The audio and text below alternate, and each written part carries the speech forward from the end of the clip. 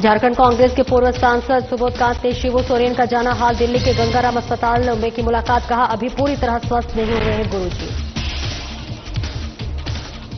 चाईबासा में कांग्रेस का नेता चुनो नेता बनो अभियान, युवाओं को अभियान और ऐसे में युवाओं की राजनीति में किया जा रहा सक्रिय। लखीसराय पहुंचे राष्ट्रीय जन संभावना पार्टी के राष्ट्रीय अध्यक्ष उपेंद्र सहनी, पार्टी का चलाया सदस्यता अभियान। बिहार सरकार पर बोला जुबानी हमला।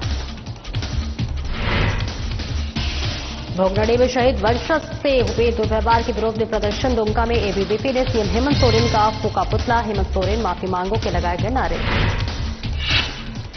और चक्रधरपुर रेल मंडल मुख्यालय में पहले दिन रेलवे के तत्काल का दावा फेल। सिस्टम की धीमी रफ्तार से यात्री परेशान, मायूस होकर लौटे। रात भर लाइन में लगे यात्री। नमस्कार, स्वागत है आपका। मैं हूं आपके साथ सपना दीपक मद्देशिया। बुलेटिन का आगाज करेंगे। झारखंड प्रदेश कांग्रेस के पूर्व सांसद सुबोध कांत सहाय ने झारखंड मुक्ति मोर्चा के सुप्रीमो शिबू सोरेन से दिल्ली के सर गंगाराम अस्पताल में मिलने पहुंचे, जहां उनका लंबे समय से इलाज चल रहा है। सुबोध कांत सहाय ने उनको हालचाल जाना उनका और झारखंड में मीडिया से बातचीत में उन्होंने कहा कि उनकी हालत फिलहाल सही है, लेकिन वे पूरी तरह से अभी स्वस्थ नहीं हुए हैं। हम लोगों ने भगवान से यही प्रार्थना की है कि वे जल्द से जल्द ठीक होकर हम सबके बीच पहुंचे।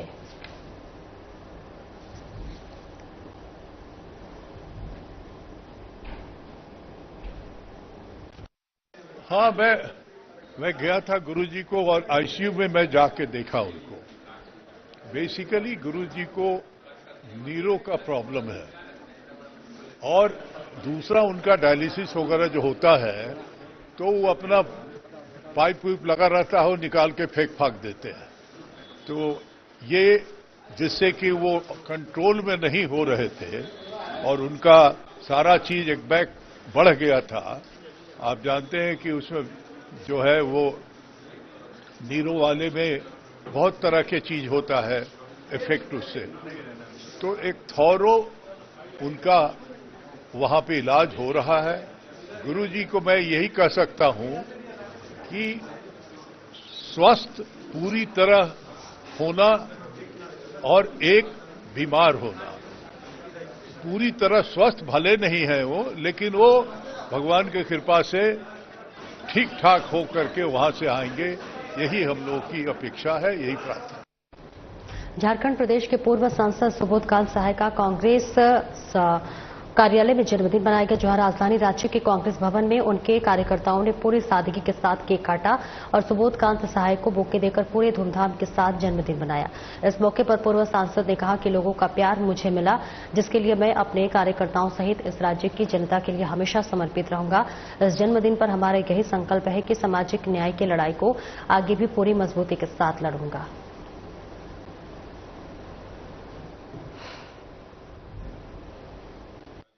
देखिए, पहली बात तो मैं बताऊं, केक जो ऐसा चीज है कि किसी उम्र में टेम्पटेशन होता है केक खाने का, तो वो तो सबसे मजेदार रहा आज का दिन। ये मित्र बंधुओं के द्वारा ब्लेसिंग लेने का एक बहाना है। सारे नौजवान साथी, पुराने साथी जो हैं, वो लोग मिल करके ब्लेसिंग देते हैं। यही ताकत मिलता है जन्मदिन के वक्त में, जिससे आगे वाला साल तक आप स्वस्थ रहें, दृढ़ रहें और आपकी क्षमता बनी रहे। यही लोगों से आशीर्वाद के तौर पे लिया है हमने। भारतीय युवा कांग्रेस झारखंड में ब्लॉक, विधानसभा, जिला और राज्य स्तर पर सदस्यता अभियान और संगठनात्मक चुनाव कराने जा रही है। चुनाव को लेकर कांग्रेस भवन चाईबासा में भारतीय युवा कांग्रेस के क्षेत्रीय चुनाव पदाधिकारी सीमांचल खंडाई ने जानकारी दी है कि राहुल गांधी के नेतृत्व में नेता चुनो नेता बनो अभियान के तहत युवाओं को राजनीति में सक्रिय भूमिका निभाने का अवसर दिया जा रहा है। ये देश का पहला राजनीतिक संगठन है जो पारदर्शी और निष्पक्ष आंतरिक चुनाव प्रक्रिया के माध्यम से योग्य नेतृत्व को सामने लाने का प्रयास कर रहा है। उन्होंने कहा है कि इस चुनावी प्रक्रिया का उद्देश्य ईमानदार, कर्मठ और समर्पित युवाओं को राजनीति की मुख्यधारा में लाना, संगठनात्मक ढांचे को मजबूत करना और राष्ट्र निर्माण में उनकी भागीदारी सुनिश्चित करना है।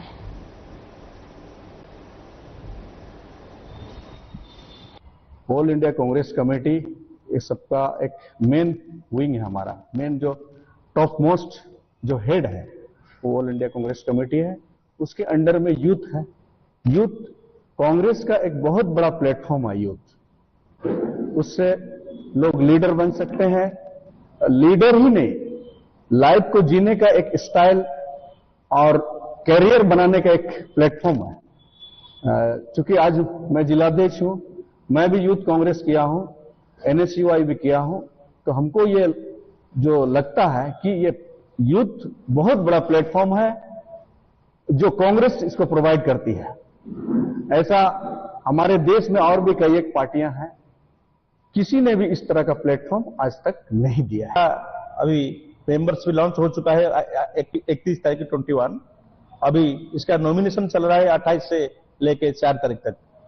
ये यूथ कांग्रेस का एक प्लेटफॉर्म जैसे है, जैसे राहुल जी का एक प्लेटफॉर्म दिया है, नेता बनो और नेता चुनो।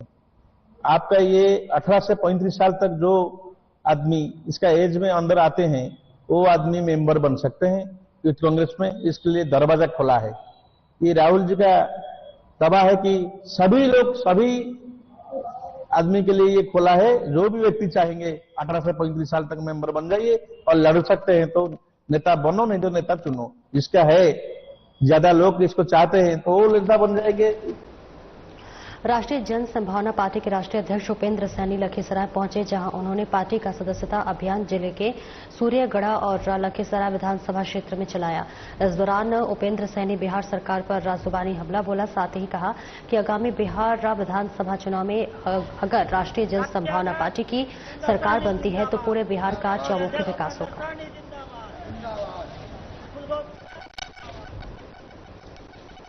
पार्टी की ओर से सदस्यता रथ चला गांव की ओर घूमते हुए हम लोग 36वां जिला में यहाँ पर लखीसराय में पहुंचे हैं। देखिए, बिहार में डबल इंजन की सरकार से पूरा जनता त्राही त्राही कर रहा है, लेकिन नीतीश कुमार एकदम से मस्त है, जनता त्रस्त है। इसीलिए हम तमाम भाइयों से आग्रह किया है कि आप हमारे पार्टी का सदस्य बनिए और आने वाले विधानसभा 2025 में हमारे पार्टी को जिताइए। सबसे पहले हमारी पार्टी जीतेगी तो चारों तरफ विकास करेंगे, विकास की नदियां बहेंगी। उसके बाद शराबबंदी कानून उसको खत्म करेंगे और जो है यहाँ पर कोटे से दारू देने का काम करेंगे। जिस प्रकार राशन कोटे से मिलता है उस प्रकार हम देने का काम करेंगे। अखिल भारतीय विद्यार्थी परिषद यानी ABVP दुमका इकाई ने भोगनडी में शहीद सिद्धू कान्हू के वंशज के साथ किए गए दुर्व्यवहार के विरोध में जोरदार प्रदर्शन किया। इस दौरान कार्यकर्ताओं ने शहर के मुख्य चौक पर हेमंत सोरेन का पुतला दहन कर आक्रोश व्यक्त किया।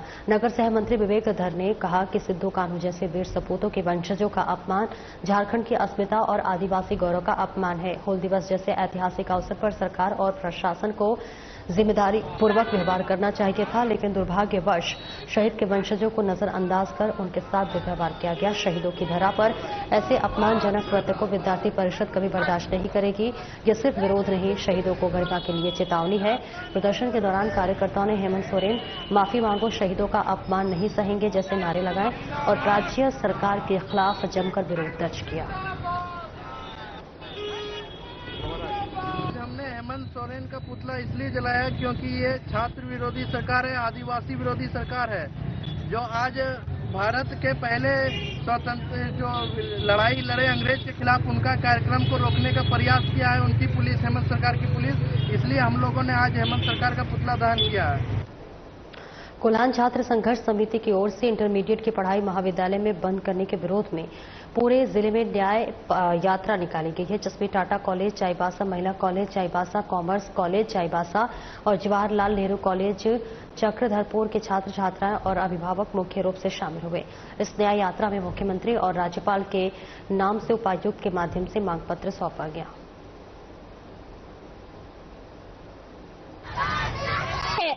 जो ज्यादा अमीर नहीं है और यहाँ बहुत दूर दूर से, जैसे कि हम ही अब आते हैं वहाँ जमशेदपुर से, वहाँ अब एक ही स्कूल है जो +2 है गम्हरिया एरिया में, वहाँ ऑलरेडी 2 शिफ्ट में हो रहा है, तो हमारा पढ़ाई कैसे होगा। और अभी अगर हम दूसरे जगह एडमिशन लेने भी चले जाए और अभी हमारा ज्यादा से ज्यादा 5-6 महीना बाकी है, इसमें हम लोग का उधर अब एडमिशन लेने में ये वो करने में हम लोग का 2-3 महीना चला जाएगा।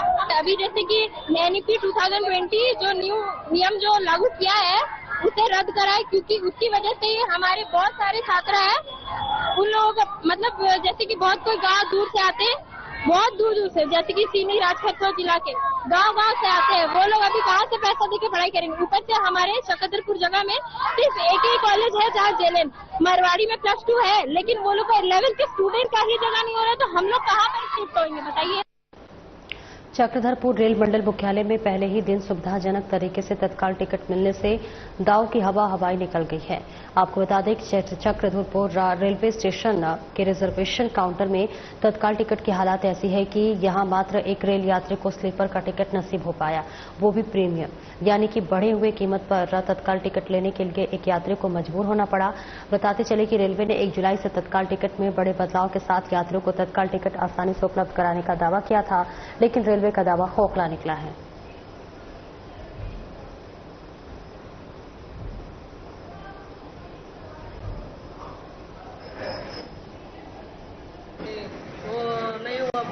नहीं हुआ बोल रहा है। मेरा आदमी सब कटा लेकिन नहीं हुआ बोल रहा है। आपका भी दोस्त लोगों ने नहीं कटा बोल रहा है। नहीं हुआ। कल प्रॉब्लम हो रहा है तत्काल में। नेट इतना स्लो है। नेट स्लो है। नेट पूरा स्लो है। अभी टाइम क्या हुआ है? अभी टाइम हो गया 10 1 हो गया। 10 1 हो गया होने जा रहा है। अभी तक पहला नंबर ही नहीं है।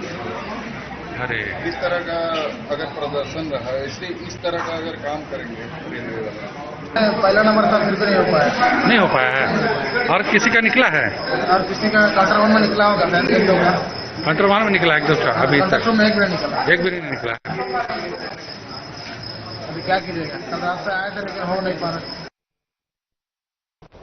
आगामी मुहर्रम पर्व को शांतिपूर्ण और सौहार्दपूर्ण वातावरण में संपन्न कराने को लेकर पाकुड़ मुख्यालय स्थित बाजार समिति मैदान में जिला स्तरीय शांति समिति की बैठक आयोजित की गई, जिसकी अध्यक्षता उपायुक्त मनीष कुमार और पुलिस अधीक्षक निधि द्विवेदी ने संयुक्त रूप से किया। इस मौके पर उपायुक्त ने कहा कि आगामी मुहर्रम पर्व सभी के सहयोग से शांतिपूर्ण ढंग से मनाने की अपील की। वहीं एसपी निधि द्विवेदी ने कहा कि असामाजिक तत्वों से निपटने के लिए पुलिस प्रशासन तैयार है। आयोजित बैठक में अनुमंडल पदाधिकारी, नगर परिषद प्रतिनिधि, थाना प्रभारी, शांति समिति सदस्य, विभिन्न समुदायों के प्रतिनिधि और पत्रकार मौजूद रहे।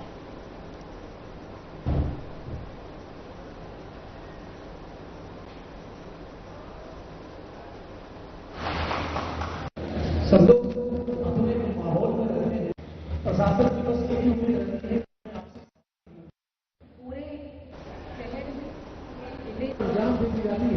उम्मीद रहती है महोदया के साथ, डीडीसी साहब के साथ और जितने भी हमारे एसडीपीओ, एसडीओ उनके साथ मिलकर और जो भी हमारे यहाँ केंद्रीय शांति समिति के सदस्यगण हैं, जो भी अखाड़ा के लोग हैं, उनके साथ डिटेल में चर्चा की गई। इससे पहले कल हम लोग के पूरे जिले में सभी थानाओं में शांति समिति की बैठक कर ली गई थी। तो जो मेन इश्यूज थे वहाँ पे रिजॉल्व कर दिए गए थे। जो कुछ होता है कि कहाँ पे हमें लाइन काटना है, कब काटना है, कौन सा रूट चार्ट होगा, कौन सी टाइमिंग होगी, किस तरह से हमें सोशल मीडिया पे नजर रखी जाएगी और ड्रोन इत्यादि के माध्यम से हम लोग इस बार विजिलेंट रहेंगे। तो हम लोगों ने लोगों से भी अपील की है और आपके माध्यम से भी अपील होगा कि हमारा जिला बहुत ही शांतिपूर्वक पिछले 9-10 महीने से सभी पर्व त्योहार को मना रहा है, जिससे कि सभी समुदाय के सभी लोग बहुत बढ़िया से अपना पर्व त्योहार मनाते हैं।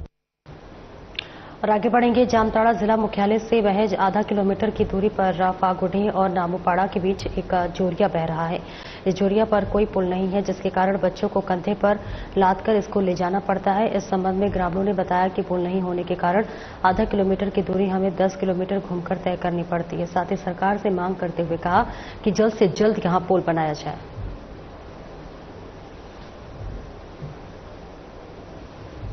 तो तस्वीरें आपको दिखा रहे हैं जामताड़ा से, जहां पुल नहीं होने से बच्चे, अभिभावक लगातार परेशान हो रहे हैं।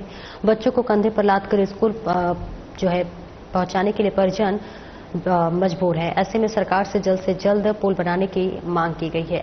जामताड़ा जिला मुख्यालय से महज आधा किलोमीटर की दूरी पर फागुड़ी और नामपाड़ा के बीच जो है एक जेतिया बह रहा है, जहां इस जोरिया पर कोई पुल नहीं है, जिसके कारण बच्चों को कंधे पर लादकर स्कूल ले जाना पड़ता है। और इस संबंध में ग्रामीणों ने बताया कि पुल नहीं होने के कारण आधा किलोमीटर की दूरी हमें 10 किलोमीटर घूमकर तय करनी पड़ती है। और साथ ही सरकार से मांग करते हुए कहा है कि जल्द से जल्द पुल का निर्माण किया जाए, जिससे कि बच्चे आसानी से स्कूल जा सके। फिलहाल तस्वीरें आपको दिखा रहे हैं जामताड़ा से, जहां पुल नहीं होने की वजह से लगातार बच्चे और अभिभावक परेशान हो रहे हैं और बच्चों को कंधे पर लादकर परिजन स्कूल पहुंचाते हैं। और ऐसे में लगातार सरकार से मांग की जा रही है कि यहां जल्द से जल्द पुल का निर्माण हो, ताकि आवागमन सुचारू रूप से जारी हो सके।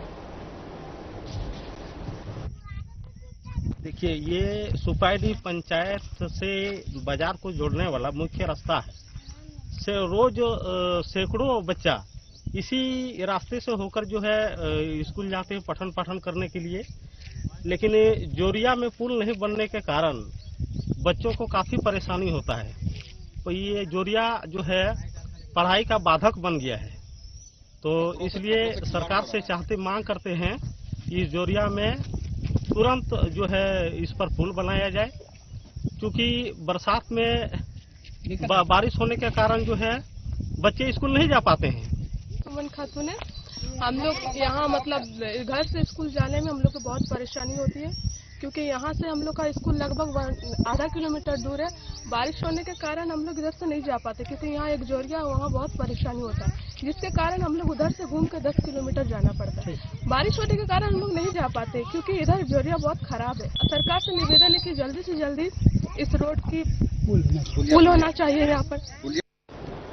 गुमला शहर के रिहायशी इलाके का डीएसपी रोड की हालत प्रत्येक वर्ष बारिश में नरकीय बन जाती है।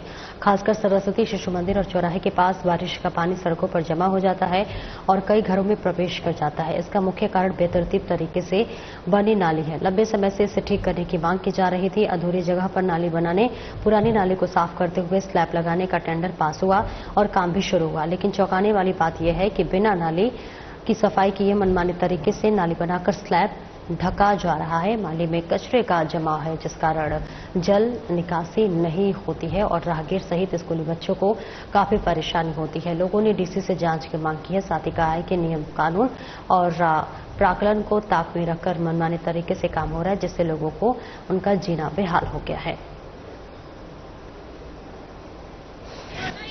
मैं ललिता गुप्ता वार्ड पार्षद 20 की हूँ और सबसे बड़ी बात है कि हमारे वार्ड में जो काम हो रहा था और ये ठेकेदार लोग चाहे जई लोग खबर तक नहीं किए।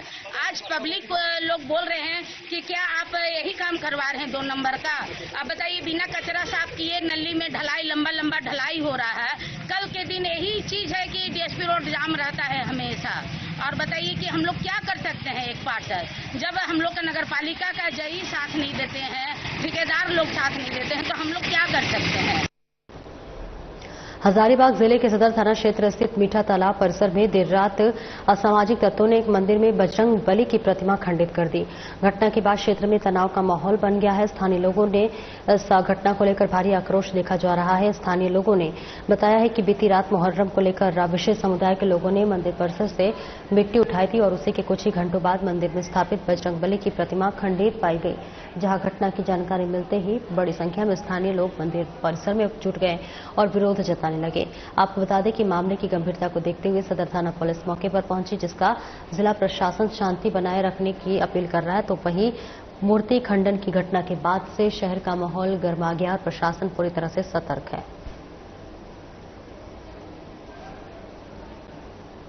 ये शिव मंदिर है, यहाँ मीठा तालाब पे सब्जी मार्केट के बगल में है। यहाँ हर वर्ष पंचमी के जुलूस, जो मुहर्रम को पंचमी जुलूस निकालता है, लोग यहाँ पर मिट्टी लेने के लिए तालाब पर आते हैं। और ये पंचमी जुलूस का मिट्टी लेने के लिए रात में आए तो ये लोग यहाँ तोड़फोड़ किए हैं। हम लोग जब सुबह यहाँ हम लोग को पता चला कि ऐसा ऐसा हुआ तो हम लोग यहाँ देखने के लिए आए हैं। क्या होना चाहिए इस पर जो कार्रवाई होना चाहिए, जो लोग दोषी है उन पर कार्रवाई होना चाहिए। तालाब में जो मंदिर प्रांगण है, यहाँ पे हनुमान जी का एक प्रतिमा था, वो खंडित पाया गया है, नीचे गिरा हुआ था। और इसके आगे इस क्रम में अभी जांच दी गई है। हम लोग जांच पड़ताल कर रहे हैं कि किन्होंने ऐसा कोई घटना हो। मोहल्लेवासी का आरोप है सर कि 4वीं बार मूर्ति को खंडित की गई है मीठा तालाब पर। इंसिडेंटों का जानकारी अभी मेरे पास नहीं है, अगर हम पता कर लेते हैं, बात करेंगे, सबसे आवेदन लेंगे, उसके बाद ही हम कुछ स्पष्ट कर पाएंगे। पूजा करने मंडे को तो यहाँ पे शिव चर्चा भी होती है, बट लेकिन अभी हम आए दर्शन करने के लिए, देखे कि मूर्ति तो खंडित है। ये तो नहीं होना चाहिए ऐसे, बताइए, तो गलत बात है ना। भगवान से लोगों को डर नहीं लगता है, डरना चाहिए भगवान से। कोई भी हो, हिंदू हो या चाहे मुस्लिम हो, सबको भगवान से डर लगना चाहिए। लड़की क्या बोले कुछ समझ में नहीं आता है।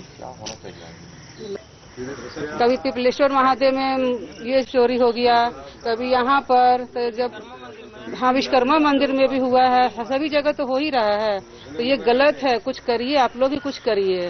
कुछ असामाजिक तत्वों के द्वारा जो है जो अभी शांति जो सौहार्द को बिगाड़ने का प्रयास किया जा रहा है, लेकिन प्रशासन चुस्त दुरुस्त है और उनके मंसूबों को सफल करने नहीं दिया जाएगा।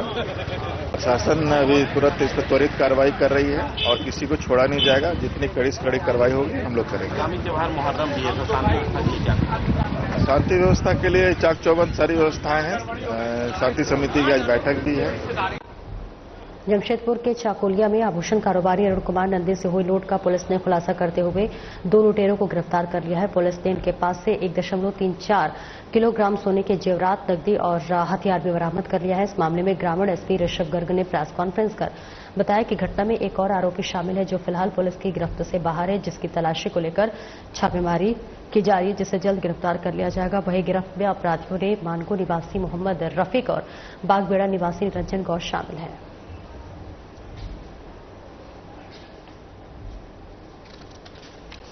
चाकुलिया थाना क्षेत्र अंतर्गत एक घटना घटित हुई थी, जिसमें एक सोने की दुकान के पास उसके जो ओनर थे उनके द्वारा जब वो दुकान बंद करके अपना कैश और अपने जेवरात लेके जा रहे थे तो 3 अज्ञात अपराध कर्मियों ने उनके ऊपर उनको घेर करके उनसे उनके पास जो भी जेवरात थे उन लोग उसको लूट लिया था और उसकी अनुमानित कीमत लगभग 1 से 2 करोड़ रुपए के बीच में थी और जो वजन भी था वो लगभग 1.5 किलोग्राम था। उनके साथ साथ उनके पास 1 लाख से 1.5 लाख रुपए नकदी भी थी, जिसको भी उन लोगों के द्वारा छीन लिया गया था। उस क्रम में जैसे ही सूचना प्राप्त हुई थाने को और हम लोगों को, तो हम लोगों ने विशेष छापामारी दल का गठन किया और तुरंत उन लोग के जो भागने की दिशा थी बंगाल की तरफ में, वहाँ की टीम के साथ भी कोऑर्डिनेट करते हुए थाना प्रभारी स्वयं जो है बाइक से ही निकल पड़े और जैसे भी हम लोग कोऑर्डिनेट करते रहे आगे भी थाने के साथ और उन लोग को आगे चल के ट्रेस किया गया तो उन लोग के पास से हम लोगों को ज्वेलरी भी बरामद हुई, कैश भी बरामद हुआ। उनके द्वारा जो हथियार का इस्तेमाल किया गया था और जो चाकू का इस्तेमाल किया गया था वो भी हम लोगों को बरामद हुआ। साहिबगंज की भोगनाडीह में हुए उपद्रव मामले में गोड्डा पुलिस ने बड़ी कार्रवाई करते हुए नगर थाना क्षेत्र से 2 आरोपियों को अवैध हथियारों के साथ गिरफ्तार किया है। इसे लेकर गोड्डा एसपी मुकेश कुमार ने क्या कुछ कहा, ये आपको सुनवाते हैं।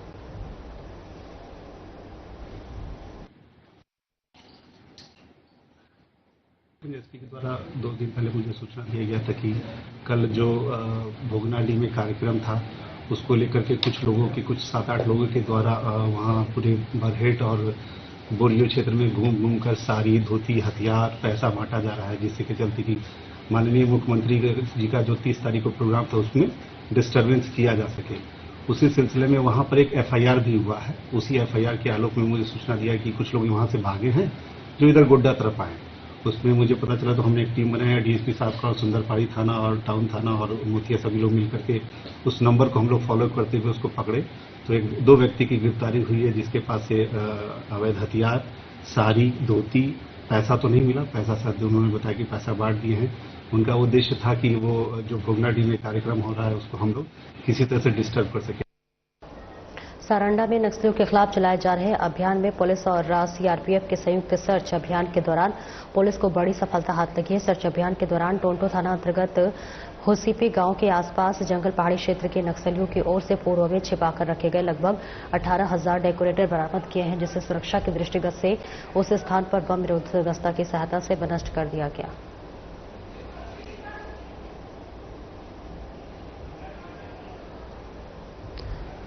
तो तस्वीरें आपको दिखा रहे हैं जहां सारंडा में नक्सलियों के खिलाफ चलाए जा रहे अभियान में पुलिस और सीआरपीएफ के संयुक्त सर्च अभियान के दौरान पुलिस ने बड़ी सफलता हाथ लगी है। सर्च अभियान के दौरान टोंटो थाना अंतर्गत होसीपी गांव के आसपास जंगल पहाड़ी क्षेत्र में नक्सलियों की ओर से पूर्व में छिपाकर रखे गए लगभग 18,000 डेकोरेटर बरामद किए गए, जिसे सुरक्षा दृष्टिकोण से उस स्थान पर बम निरोधक दस्ता की सहायता से नष्ट कर दिया गया है।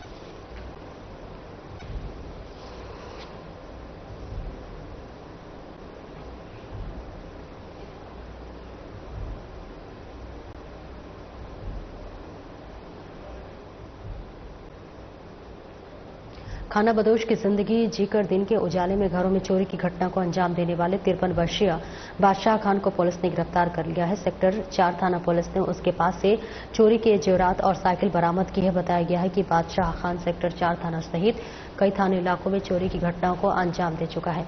थाना प्रभारी ने बताया कि वो दिन के उजाले में चोरी की घटना को अंजाम देने का काम करता है। पूर्व में भी कई बार जेल जा चुका है।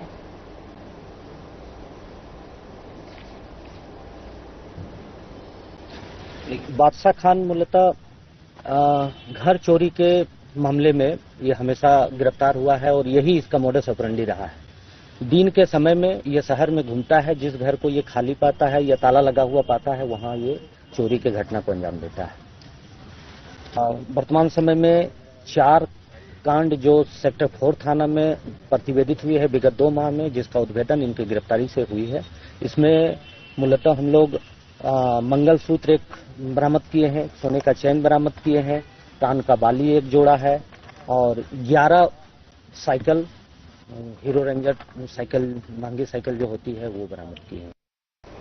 हजारीबाग में टीपीसी नक्सली संगठन के सब जोनल कमांडर अनीश अंसारी की गोली मारकर हत्या कर दी गई है। मृत नक्सली का शव बुधवार को ग्रामीणों ने देखा, जिसकी सूचना केरेडारी पुलिस को दी गई है और इस संदर्भ में केरेडारी थाना प्रभारी विवेक कुमार ने बताया कि केरेडारी बुंडू मुख्य सड़क के गिरवा नदी के पास उक्त शव सड़क पर करने वाले लोगों ने देखा, जिसकी सूचना केरेडारी पुलिस को मिली। केरेडारी पुलिस ने घटनास्थल पर पहुंचकर शव को अपने कब्जे में लेकर पोस्टमार्टम के लिए सदर अस्पताल भेज दिया है। प्रथम यह घटना नक्सली संगठन के आपसी रंजिश को लेकर हुई है। वही घटना के बाद केरेडारी क्षेत्र में दहशत का माहौल है।